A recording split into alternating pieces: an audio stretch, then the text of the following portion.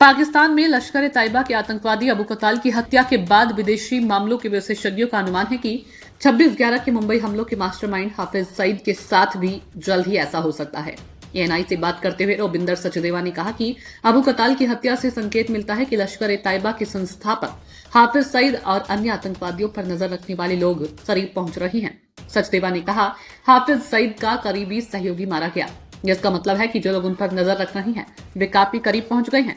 कहा जाता है कि जो तलवार से जीते हैं वे तलवार से ही मरते हैं और हाफिज सईद को भी शायद यही हश्र झेलना पड़े। अबू कताल कश्मीर, राजौरी, पुंछ, पीओके में कई हमलों में शामिल था। सचदेवा ने यह अनुमान लगाया कि सईद ने अपने भतीजे की हत्या के बाद अपनी सुरक्षा कड़ी कर दी होगी। उन्होंने कहा, हाफिज सईद का अगला कदम अपनी सुरक्षा बढ़ाना और पाकिस्तानी सेना से मदद मांगना भी हो सकता है। हालांकि वे पहले से ही उसे सुरक्षा दे रही हैं। कोई नहीं कह सकता कि इस घटना के पीछे कौन है, लेकिन यह संभवतः भारत को बदनाम करने के लिए पाकिस्तानी अधिकारियों की ओर से किया गया हो सकता है।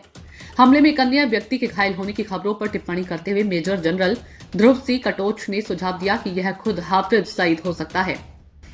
कटोच ने एएनआई को बताया, दूसरे घायल व्यक्ति को पाकिस्तान के सैन्य अस्पताल में भर्ती कराया गया है और इसने चर्चा का विषय बना दिया, क्योंकि पाकिस्तान उस व्यक्ति की पहचान के बारे में बहुत चुप है और कुछ उभरती हुई रिपोर्टों से पता चलता है कि यह हाफिज सईद है। पाकिस्तान में बलूच विद्रोहियों द्वारा हाल ही में किए गए हमले ने देश के भीतर आतंकवाद को उजागर किया और इसकी सेना की तैयारी की कमी को भी उजागर किया।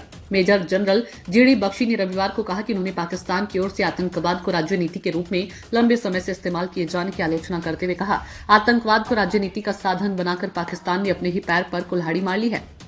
जाफर एक्सप्रेस अपहरण के ठीक एक सप्ताह बाद बलूचिस्तान में फ्रंटियर कोर के काफिले पर हुए हमले के बारे में एएनआई से बात करते हुए मेजर जनरल बख्शी ने कहा, अब तक वे आतंक का निर्यात कर रहे थे। आतंक के जिन गिद्धों को उन्होंने बाहरी लोगों के लिए पाला था वे अब पाकिस्तान को ही नष्ट कर रहे हैं। ब्यूरो रिपोर्ट, नई दिल्ली।